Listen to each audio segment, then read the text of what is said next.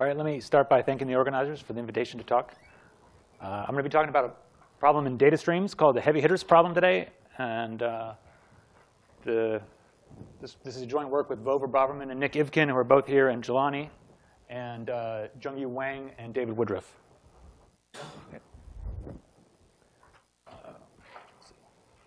Okay.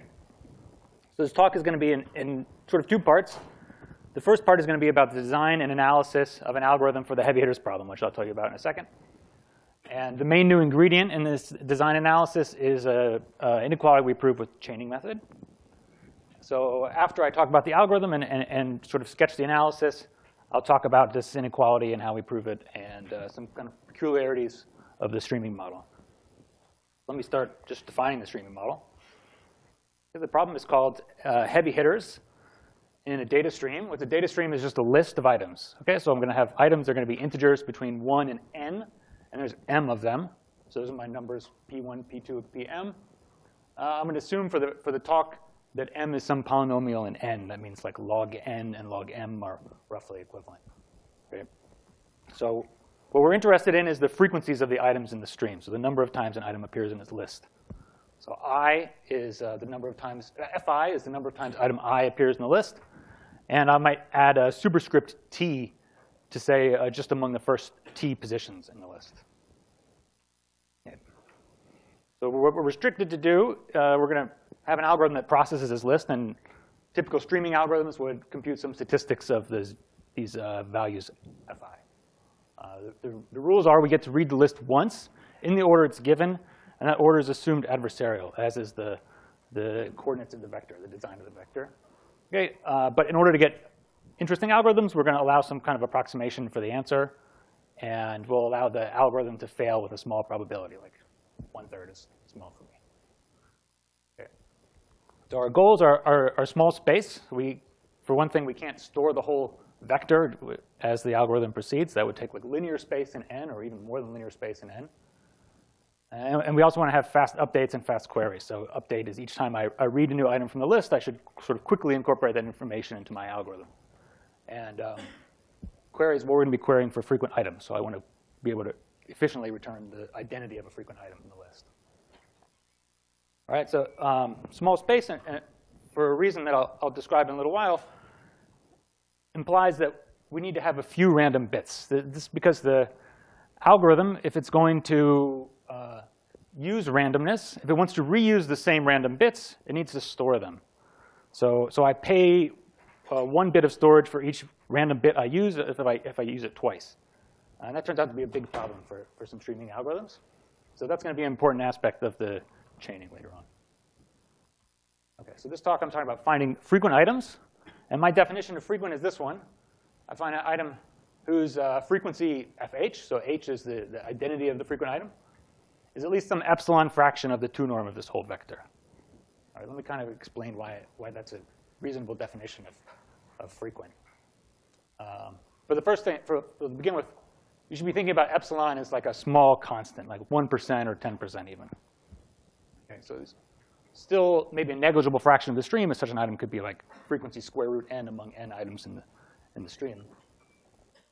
But this is, in a sense, the strongest guarantee that we can get without resorting to polynomial space in the dimension n. Okay, so if I was to replace this f2 norm with a different norm, let's say the infinity norm, maybe you'd like to find the most frequent item in the list, this would require linear space. So basically, you can't do better than storing the whole vector. So I won't show you the bound, but it's true. And I could replace it with another p norm. If p was smaller than 2, then I would have a weaker guarantee, because the p norms decrease as the value of the p norm decreases as p increases. But if I replace it with any p strictly bigger than 2, then I get a polynomial bits lower bound. I'll kind of sketch why that's true. Okay. So let me just kind of show you an example input. Here's a stream. This stream has n equals about 1,000. So all these numbers are drawn between 1 and 1,000, or actually I think between 0 and 999. And almost all of them appear once, or don't appear, except for one number which appears 32 times. So what the algorithm is supposed to do is it's supposed to start at the top left, and it's going to read the list in the order. It doesn't get to like backtrack or search around like you're doing right now. So it's going to read the list in order, and then when we get to the end here, 648, the algorithm should output the identity of the item that appeared most frequent number of times. Okay. Has anybody found a heavy hitter? It is. Okay. The number is 186. There it is. Okay. So that's what the algorithm's going to do. It's going to read this list in order and then output 186. That's what we hope to do. We allow it to fail with a small probability. Okay. So let's look into this problem a little bit more. So this is a decision problem. This was sorted out almost 20 years ago in the streaming literature. So the decision problem is I'm going to give you a stream, and I promise you that it's of one of two types. Either every item appears at most once. There are n possible items. Or every item appears at most once, except for one item that appears some n to the alpha many times. Okay, so if I could design a streaming algorithm which distinguishes between these two cases, it requires n to the 1 minus 2 alpha bits. Okay, so if alpha is smaller than a half, that's a polynomial lower bound, and that corresponds to my 2 norm being the best case.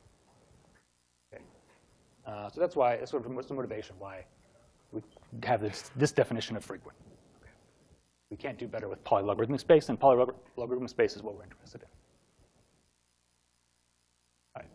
So the goal of our algorithm is going to be to read this list and output a list of items. So this set of items H, which are at least some epsilon fraction of the 2 norm. Their frequency is at least the epsilon fraction of the 2 norm. And we don't want too many false positives, so we'll require that the algorithm doesn't output any items whose frequency is half that threshold or smaller. The first algorithm that achieved this guarantee was called the count sketch.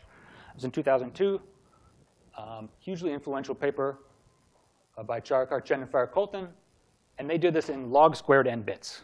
Okay, so just log n counters, that's like log n numbers from the stream. So you couldn't do that certainly by randomly sampling the stream. I could have one item which appears square root n times, and the rest of the items each appear once. If I random sample, I would need to sample like square root n items just to find the guy who appears. Okay, so that's already amazing. Log n squared, log squared n bits, and pretty fast update time and very fast query time. So if you saw my talk, I talked on Tuesday.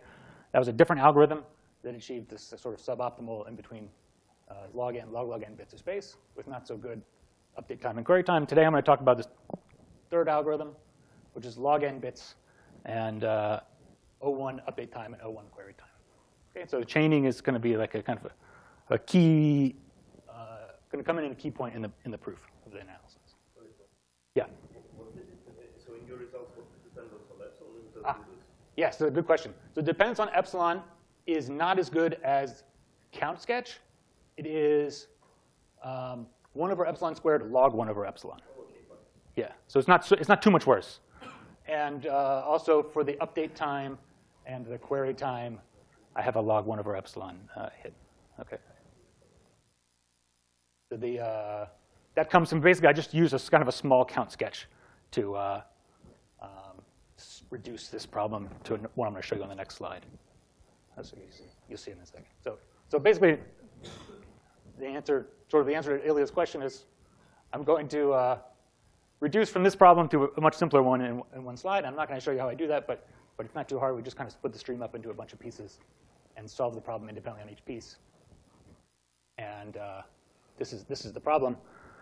You're given a stream, and either there's a heavy hitter or there's not. There's only one. And if he's a heavy hitter, then he's kind of really heavy. Okay, so this says like the frequency of H is some large constant times the residual 2 norm. So this will be setting at like epsilon very close to 1. Okay, so the goal is if there's such an item, then I return it. If there's no such item, then I don't care what the algorithm does. It can return any item in the stream. It cannot return it. Doesn't matter. Okay, so this is going to be the setting, and this is sort of like the input. We have a stream that satisfies this hypothesis, and we want to find the item H. So let me revisit this decision problem I told you about, because we're going to kind of build on this in order to design the algorithm. So now I'm going to have each of n items at most once, or one item, k for some big constant k that I can choose, times root n times.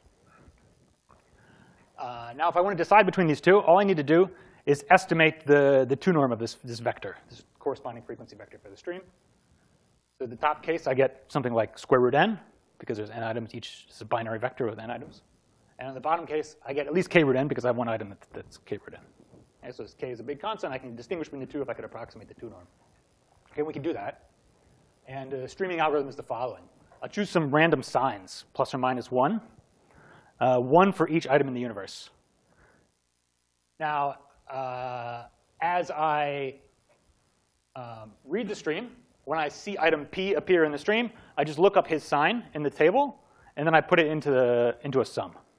Okay, and I add them up, and I get this random variable, which is just the inner product of this random signs vector with my frequencies at the end. Okay, so the variance of this vector is exactly the 2 norm squared. That's what we want. So we get something like an estimator for the 2 norm. There's no randomness in the stream, but I inject randomness, and I create an estimator for the 2 norm. And also, you can control the 4th moment, which gives you like a Chebyshev inequality that says that this thing is relatively close to the 2 norm of the stream in either case. Okay, so this is an algorithm from Alon, Magnus, and Szegedy in 1996. They won the Gödel Prize, actually, for the paper containing this. There's more in there. So that's the algorithm.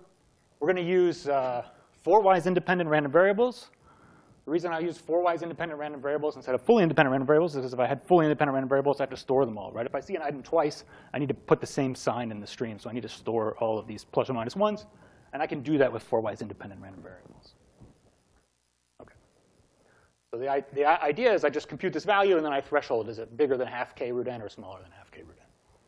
Okay, and let me kind of describe to you the evolution of this random sum as we read the stream. In the first case, the blue case, we just have basically a simple symmetric random walk, except with 4 wise independent increments or points.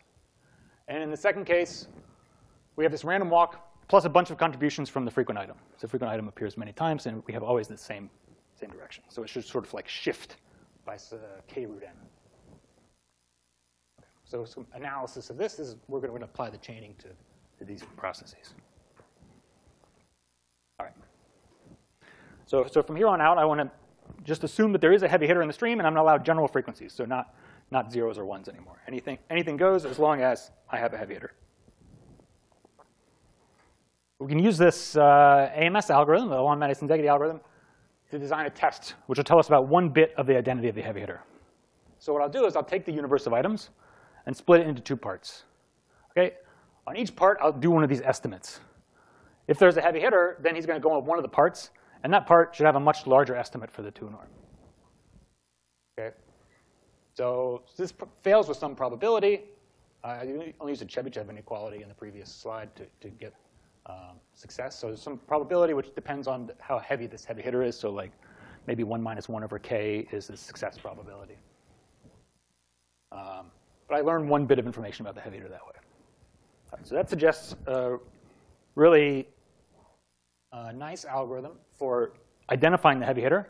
Is I just do this algorithm log n times in parallel. Okay, so I try to estimate every bit of the heavy hitter. That doesn't work, as I stated it, because I fail in some constant fraction of the bits. But you could do a couple different things. You could either repeat each bit like log n times. So then you would have a log n squared times log n bits algorithm. Or what the count sketch does, which is a little bit more intelligent, is they randomly partition the stream. Instead of using deterministic partition based on the bits of the items, just randomly partition the stream into 2 parts each time. So the partitions will be independent and decided by pairwise independence in each part. So the gist is 99% of the time, we correctly learn which side contains the heavy hitter. And at the end of the stream, we can just go through and test every item. Does it match 99% of the bits or not? The heavy hitter should match 99% of the bits, and every other item should match like 50% of the bits. Okay, turn-off bound completes the proof. Okay. So this is the count sketch. It's actually a little more intelligent than this, but it's a basic idea of the count sketch.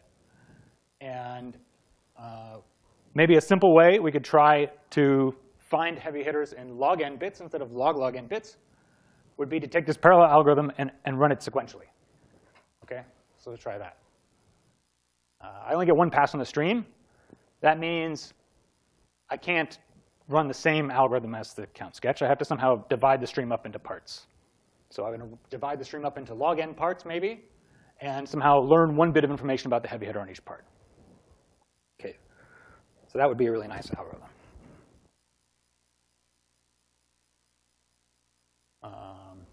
Why could we hope to save space? The reason is, once I've finished one part, I don't need to store those two counters anymore. Right? I have like an x0 and an x1, these two sort of random walks. The value of those are two random walks. I don't need to store them. All I need to do is store which side was the big side. Was it the top or the bottom that contained the heavy hitter? Okay, I also need to store these partitions. I need to know what were the partitions. So the way the count sketch does that, that would be log n bits for each one that I would have to store. So I'd have log squared n bits. But maybe that's sometimes dealing with the random bits is a little bit easier.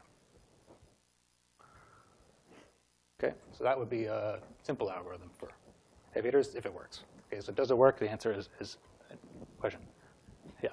Can you remind us again what's wrong with count sketch? What exactly is achieved and what is it trying to improve? Yeah, sorry.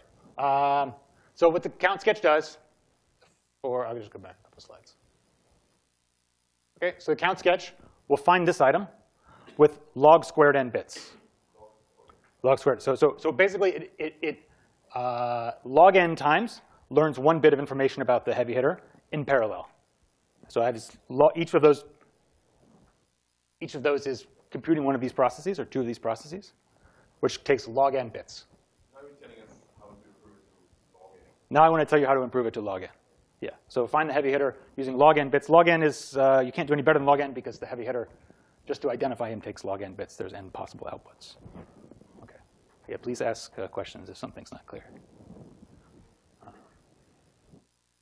Okay. So the count sketch would run this algorithm to learn one bit at a time, log n times in parallel. Each one requires log n bits because for one thing I have this random partitioning that requires log n bits because I need to store this pairwise independent hashing of the stream. And each time I store two counters, and both the counters are like order n or polynomially in n values, so they take log n bits. That's log n times log n, log squared n bits. Okay. So can we do it in sequence? We hope to save space by forgetting the counters.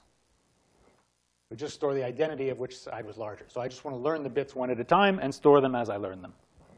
Okay. That doesn't work. Here's why. The first thing is we only get one pass on the stream.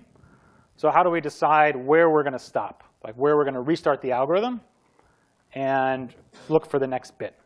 There's two problems there. One is sort of design problem. We want to know where do we want the algorithm to stop. And the second problem is how do we get the algorithm to actually stop there and turn over? Okay. The second one turns out to be harder. The second part, this is maybe the most insidious problem, is that I lose the heaviness. So in order to learn one bit of the information, I need this separation in the 2 norm. I need that the heavy hitter, his frequency is much larger than the residual 2 norm. Okay, that was a kind of key to the original analysis. And we lose that when we divide the stream up into intervals. So why is that? If you think about what happens on an average interval, I lose, in the average interval, I have like the frequency of the heavy hitter divided by log n. That's how many times this item h will appear in an average interval because there's log n intervals. On the other hand, the 2 norm may only decrease by a factor of square root log n because I just kind of remove, say it's all zeros and ones except for the heavy hitter. I just remove all but a log n fraction of the items. Okay, so I get this gap that opens up. My heavy hitter frequency decreases by log n. The 2 norm decreases by root log n. So previously, the heavy hitter was like its frequency is some constant, some big constant times the residual 2 norm. Now it's some big constant divided by root log n times the residual 2 norm. The root log n totally kills my big constant. And now none of those previous tests are going to identify one bit of information. So I learned 0 information about the heavy hitter each time. Yeah, that's the biggest problem. The third problem is I can't store all of these independent hash functions. I mentioned that. All right. So now I'll describe the algorithm, and then I'll show you how the chaining helps the analysis.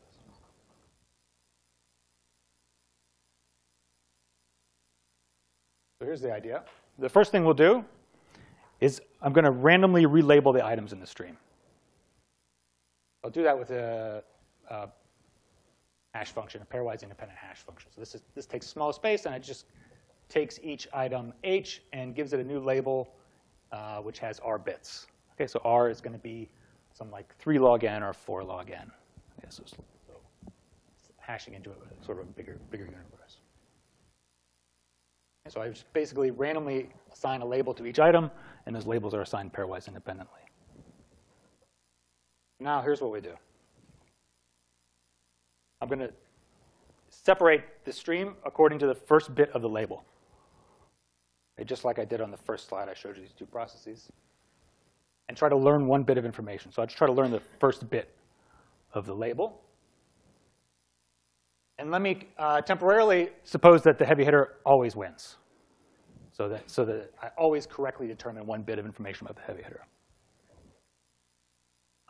Does that help us? It does. It helps us a lot. And the reason is because if I correctly determine one bit of information about the heavy hitter, and I know that I'm correct, I can start rejecting items. Okay, I can enforce a divide and conquer algorithm.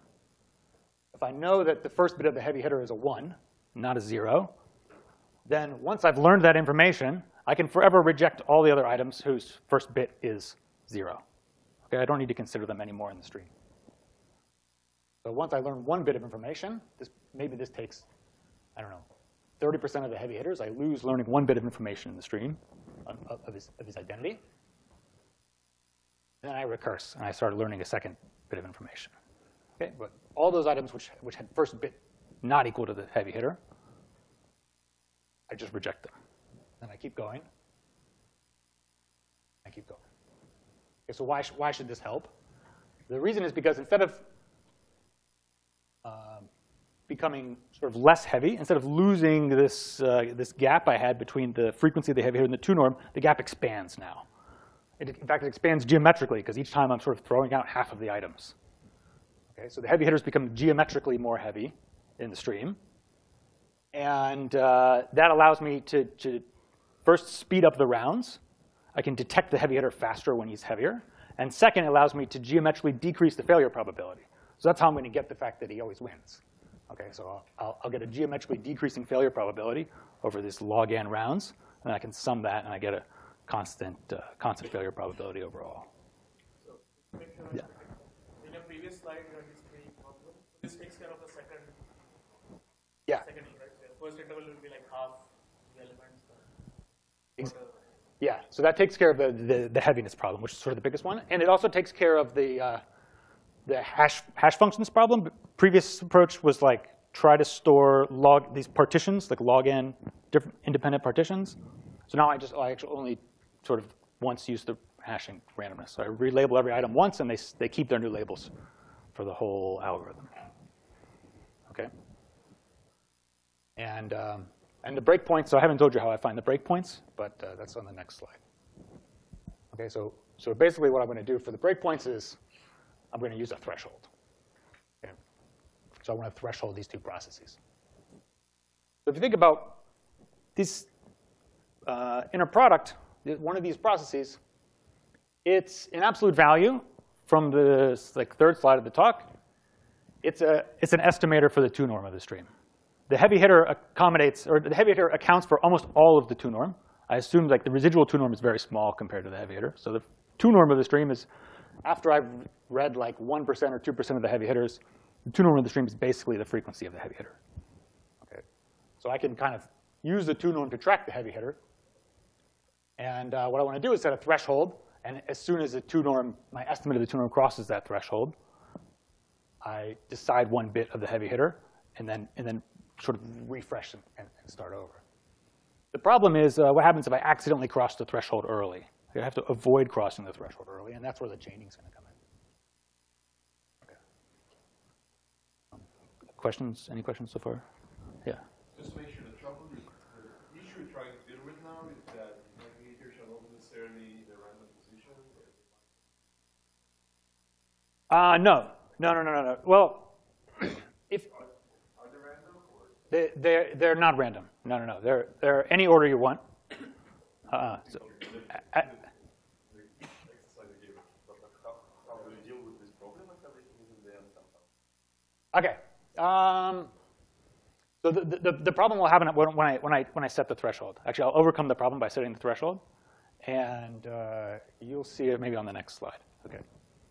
So thresholds should be adaptive. They should look at the stream and do something. Yeah. So the threshold. Here's the idea. These two. So this process, the blue one is like a random walk from the items which don't contain the heavy hitter, and the red one is like a random walk plus the contributions of the heavy hitter. Okay. Yeah. So,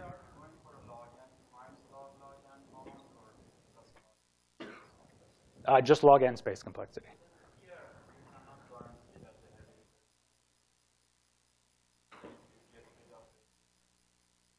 Here, you mean? Yes. Yeah. But that's okay. I'll allow some constant probability of failure. So if the heavy hitter has a collision with another item, then that's okay. Because this algorithm will fail with probability 1/3, and I'm okay with that. Okay. All right, so I have this blue process is like a random walk. The red process is like the heavy hitter plus a random walk. The standard deviation of this random walk, point-wise, is like the residual 2 norm. Okay? So I expect the random walk to be around the size of the residual 2 norm. So if I set the threshold much higher than the residual 2 norm, then this random walk, I hope, would never cross the threshold. That's how it sort of adaptively decide. Okay, so for the description of the algorithm, I'm going to assume that I know what is the 2 norm of the vector at the end of the stream. That's kind of like assuming I know what is the heavy hitter because of the parameters I chose. And so here's the idea. Here's how the algorithm works. First, I compute my random relabeling of the items. And then each time I see an item, I check, does it match the bits I've learned so far? That's B1 to BR. Does it match the first R bits? I'm in the R plus first round. Okay, if it does match those, then I see what's the next bit. I want to learn the next bit, so the next bit is I. So I compute 2 sums, x0 and x1, depending on which of the bits this item I just received has. Now I test those 2 sums. I say, is their combined sum bigger than a threshold? This threshold depends on the 2 norm of the stream, and it's like geometrically decreasing value. Okay? And if it does, as soon as the combined sum crosses a threshold, I decide the next bit of the heavy hitter. Okay, and then I continue learning more bits. And so I'm assuming that I know what is the 2 norm. I don't actually know what is the 2 norm. I can't assume that I know that to begin with, but let me take this assumption for now, and then I'll show you how to remove it after I describe the next part of the algorithm.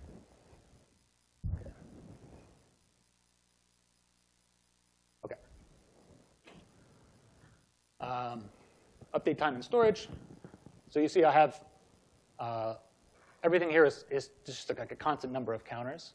This number of rounds that I use is log n, so I get log n bits of storage. And what about the update time? You can see everything is copacetic with the update time, except maybe I have to check these R bits, and R is like log n.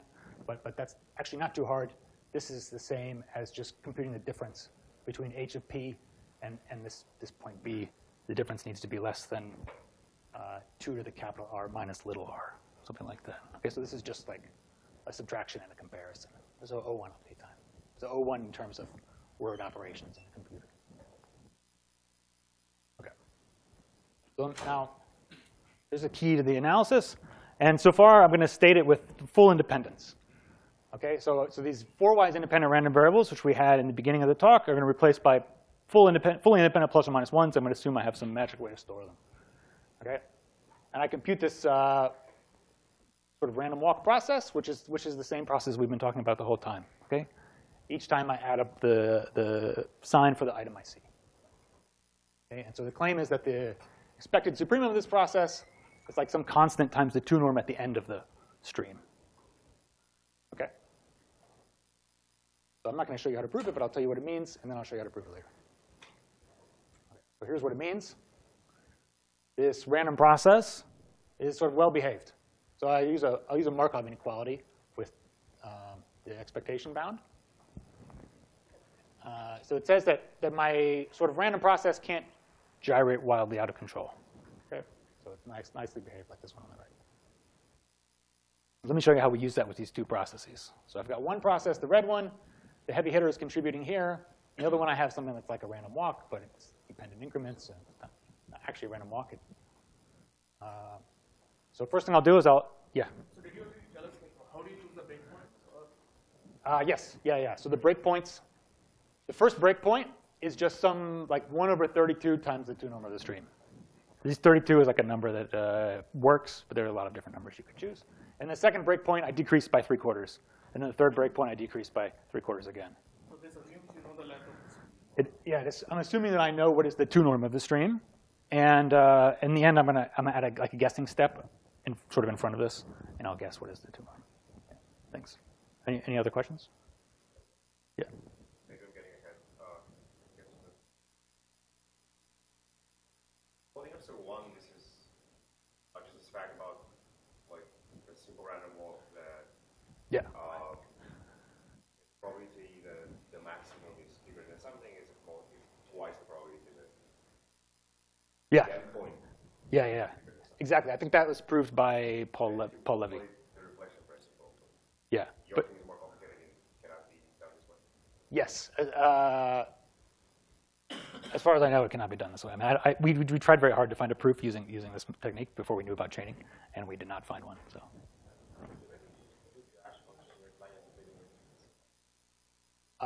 Where do I use it?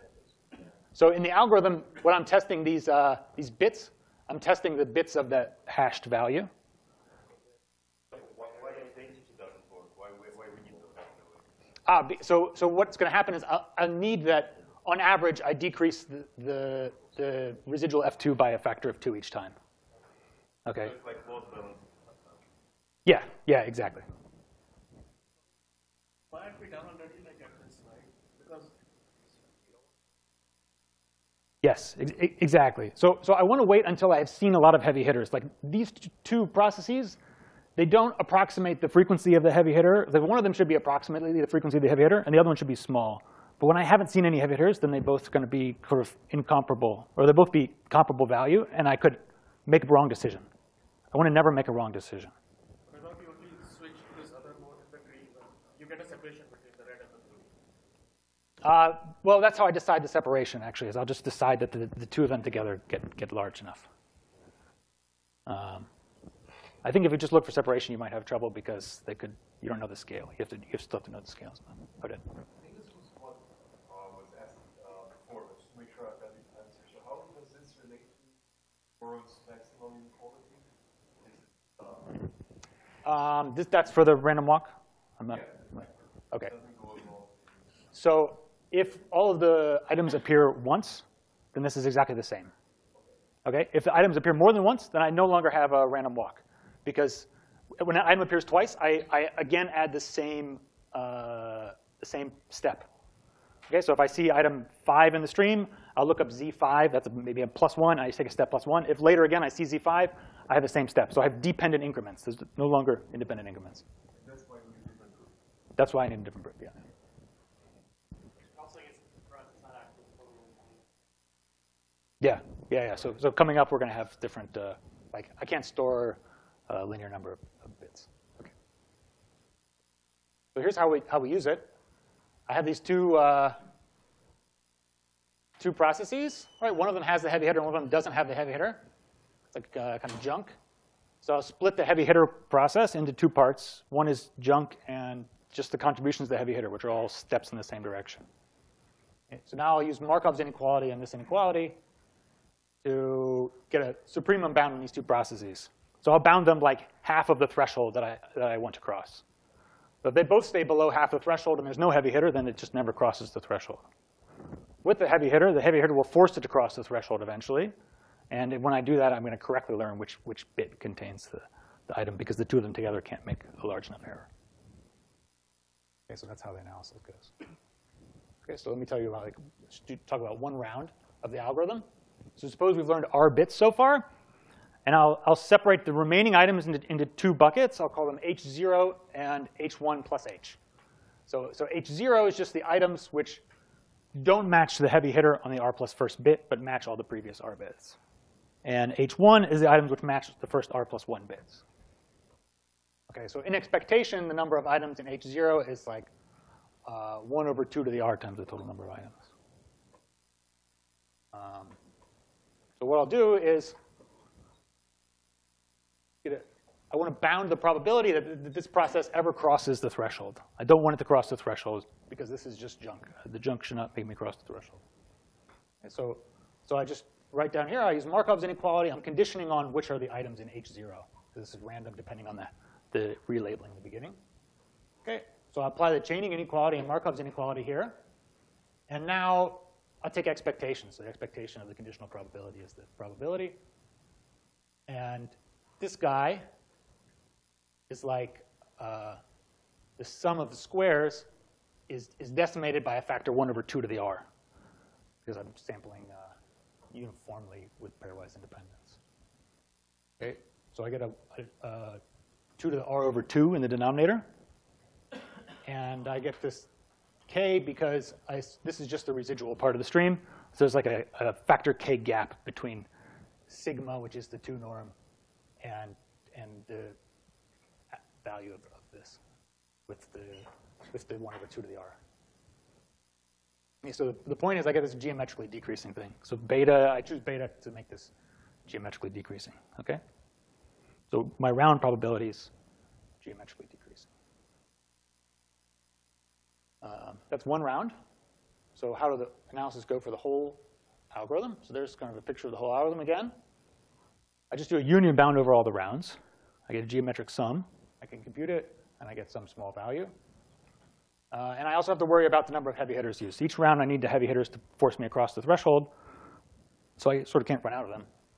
But the thresholds decrease geometrically too. So turns out I don't use up all the heavy hitters. Okay. So that's the algorithm, assuming I know what is F2. What is the value of the 2 norm of F? Any questions? Okay.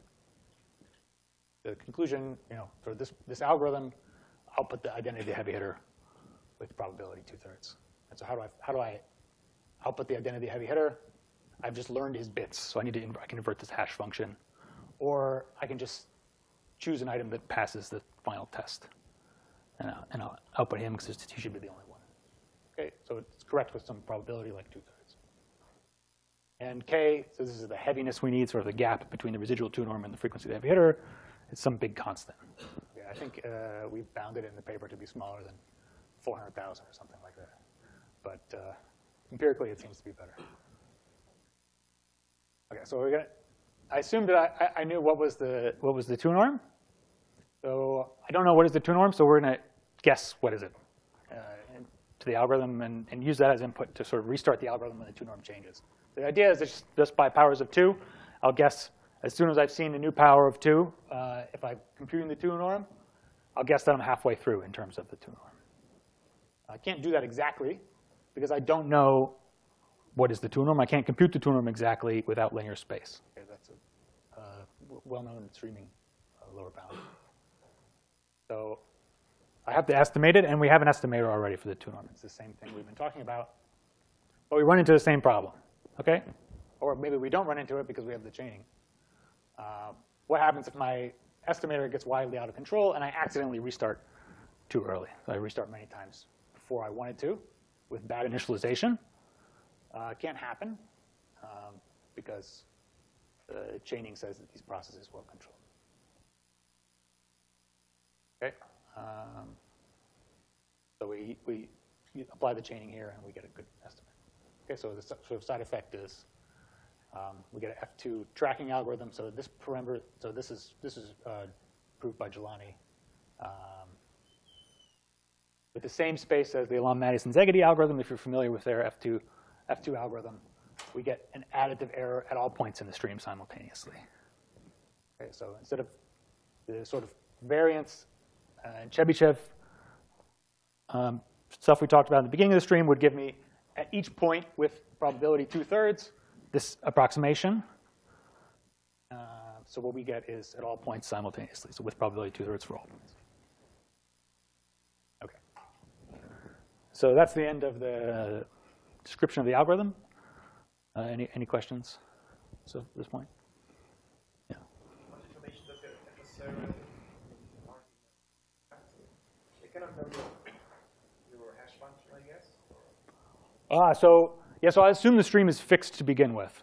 So the stream is like adversarially designed, but the adversary can't work against me once he sees the memory of my algorithm. Then for sure it would break.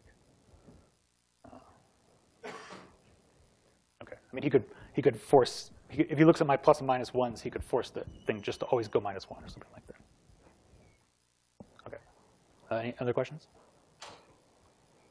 Okay. So now a crucial part of this analysis that I skipped so far is, how do we do this with small space, right? We needed, in the theorem I showed you, plus or minus 1 independent bits. I need linear storage to store all those independent random variables. So this theorem, I want to do this with a lot less space, because I need to store these random bits. Because each time I see an item a second time, I need to reuse the same random bit.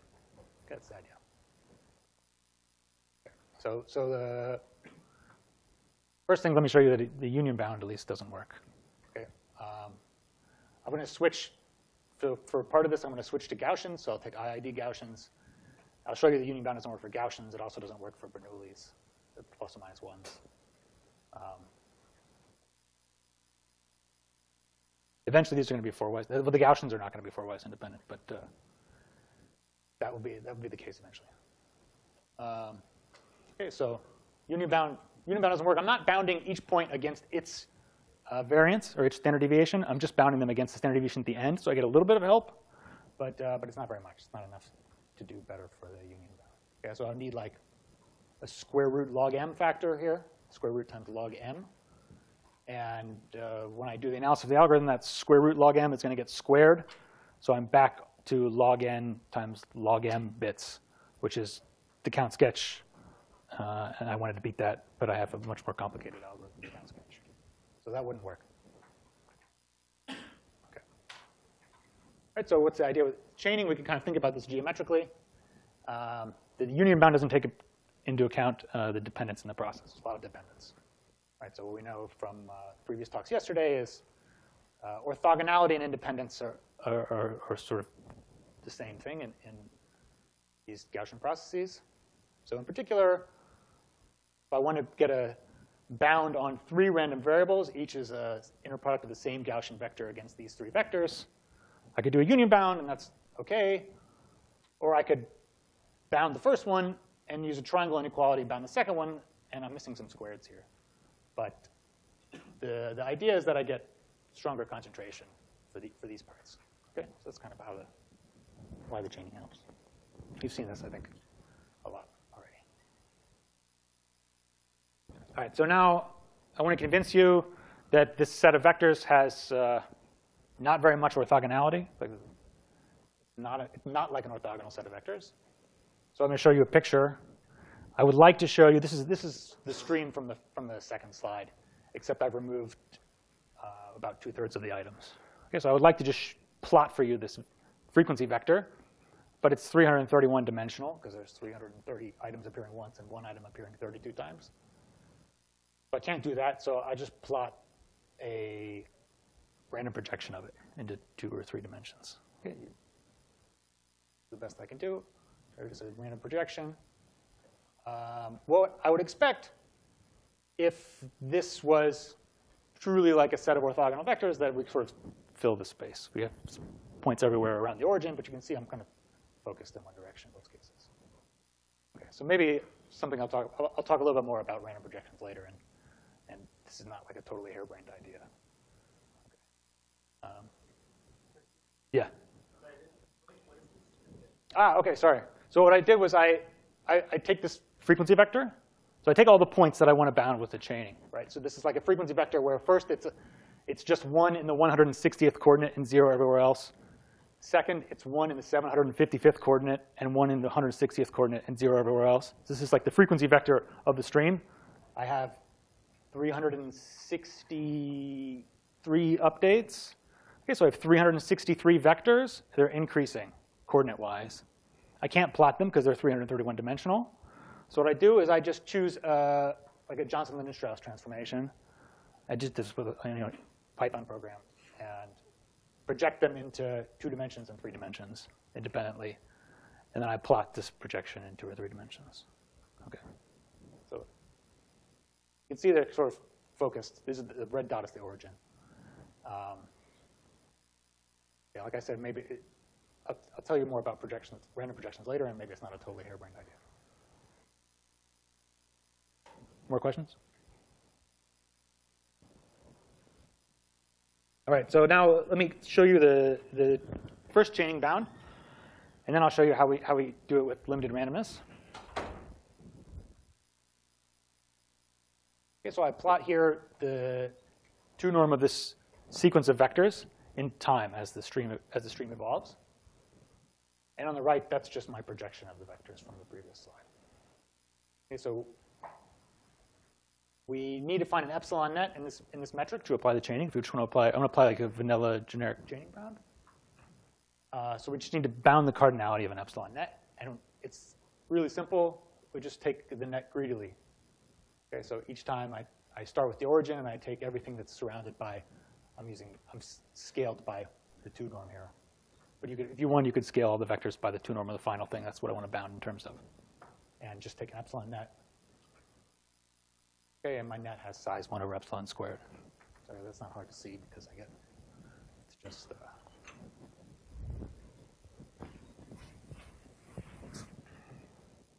just so 2 squared. So these, I have points T1. And this is my net points. Okay, this is at least like sum equals 1 k t f at ti minus f at ti minus 1 2 squared. That's because these vectors are coordinate-wise increasing. Okay, each of those is at least epsilon squared times that guy. So that's k. And so I get an upper bound on the number of points in the net that way. So that's really easy. Okay. So now we can apply that. We plug that into the chaining. I can take 1 over 2 to the I minus 1 net, size 2 to the 2 to the I, and plug it into the bound, and I get the inequality I wanted. Okay, so this is for Gaussians. But the slide I showed you beforehand was if I have a bound for Gaussians and the bound I get the same bound for Bernoulli's with most a loss of square root pi over 2. Okay, so that proves the inequality that I showed you already. Yeah. Would that be bound be down here, I guess, already? Yeah, delta bound also works here. Okay. So now let me talk about using fewer random bits. So I'm going to give you 2 methods. The first one is with embeddings. Okay, so this is due to Raga Umeka. I think he was the first one to use this. And the idea is based around Slepian's lemma. You've seen it a couple times in the talks yesterday. The idea is if I have a process which has approximately the same increment variances, then it has approximately the same supremum. Okay? So what we'll do is we'll take some Johnson-Lindner-Strauss transformation and embed these vectors into log m dimensions. I have m vectors. I want to embed them into log m dimensions. And the increment variances, these values, this is just the 2 norm squared of ft minus fs. And this is the 2 norm squared of the transformed ft minus the transformed fs. Okay, so Johnson-Lindner-Strauss preserves the 2 norms. So I can apply a Slepian's lemma. Okay. Now what I'm left with is a Gaussian process like this one, which is in dimension log m. This JF is in dimension log m. So I need only log m random signs. Now I can store all my independent random signs. I mean, it's nice that I have exactly a Bernoulli process when I'm done. But it's a little overkill for our analysis for the heavy hitters algorithm. In particular, I don't know how to compute this distortion, this embedding in log n bits. Maybe there's a better one since then, but this does log n times log n bits algorithm for the embedding with log n times log n randomness. So this would actually incur an extra log n factor in space. Okay, so that's one method. And then the proof for the JL chaining inequality goes like this. I want to bound this supremum. I first compare it to the Gaussians. Second, I use Slepian's lemma to get rid of the JL. And then I use the chaining inequality from before. Okay?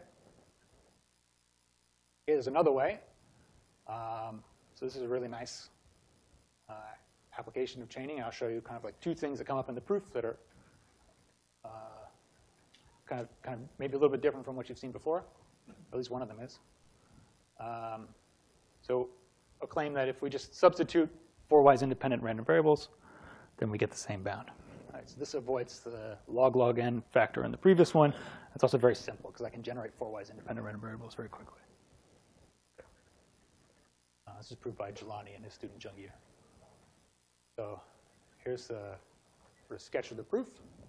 Instead of, we don't have this Gaussian tail inequality anymore. We're going to use Khinchin's inequality.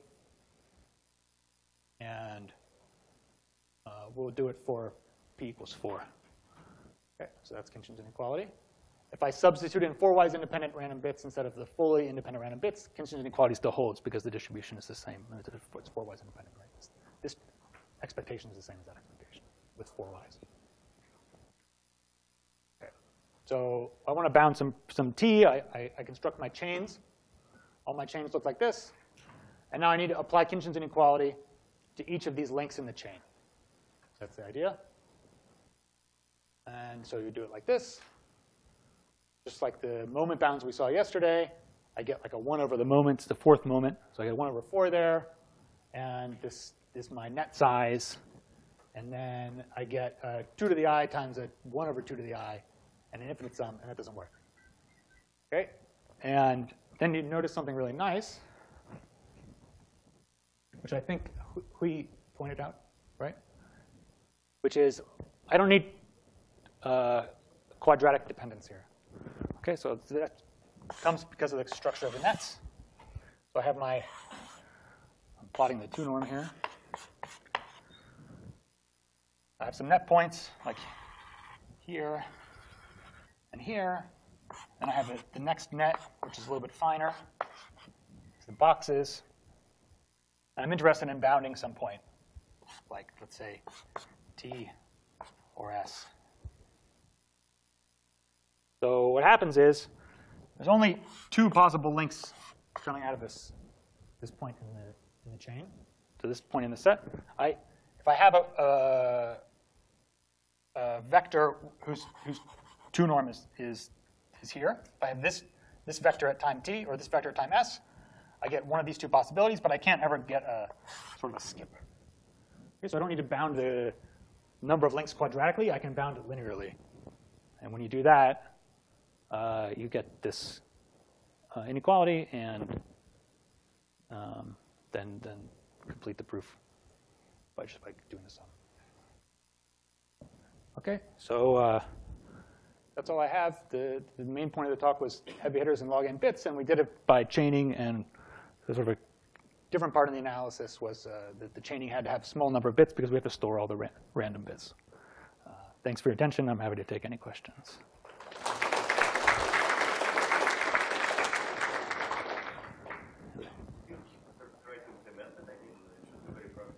Yeah. So first off, count sketch is very good. It's really fast. We can beat it in the following case. So far we're able to do it. We're able to beat it for finding this like K heavy hitter. So if I want to find one item and he's very heavy, like I think it turns out to be K is about 60. So like if let's say FH is 60 root n and the other items appear once. Fi is less than or equal to 1. So for a stream like this, we can beat it quite well. In terms of space, right? In terms of space and in terms of time also. Because the count sketch requires log n update time because it's got to update each of these like log n rows. When we want to find epsilon heavy hitters, the way that we do that is by basically building a small count sketch. So like you're familiar with the count sketch, so you have like, again, 1 over epsilon squared rows. And we're going to use log 1 over epsilon. 1 over epsilon sort of columns and log 1 over epsilon rows. And then I run our algorithm in each one of the cells. And this sort of reduces n, and in that case, we don't really beat the count sketch. Thanks. Other questions?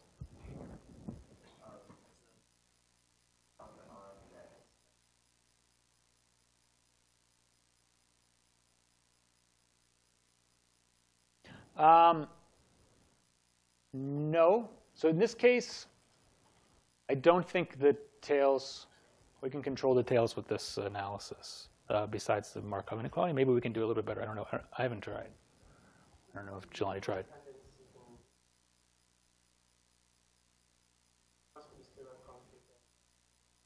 Yeah.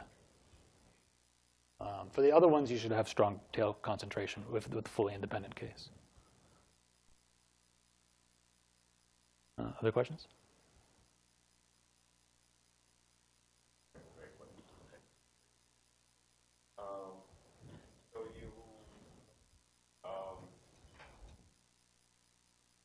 kind of the process that's the same organ process, right? I mean, the process that's in this way, like vectors.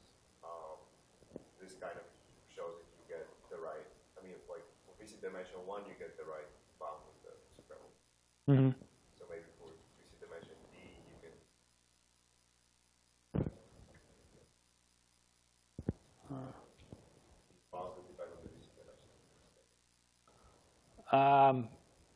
Probably, but not to me. I can't think online that fast. Sorry, I can't. It sounds like an interesting direction. Yeah. I mean, it'd be nice to have more. I mean, this like small independence is important for not just streaming algorithms, but a lot of other algorithms. So it's nice to have like bounds of this type, or yeah. And they seem to be not too hard to prove. No. No, we crucially use the fact that you only have increases in this vector. And in fact, if you allow deletions from the stream, then the count sketch is optimal. You can't beat log squared n bits.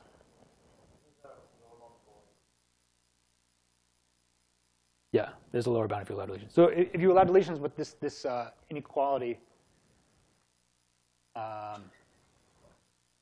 won't hold. You'll get an extra square root log m if you try to do it with deletions, or you get something that doesn't make sense depending on how you phrase it. Yeah.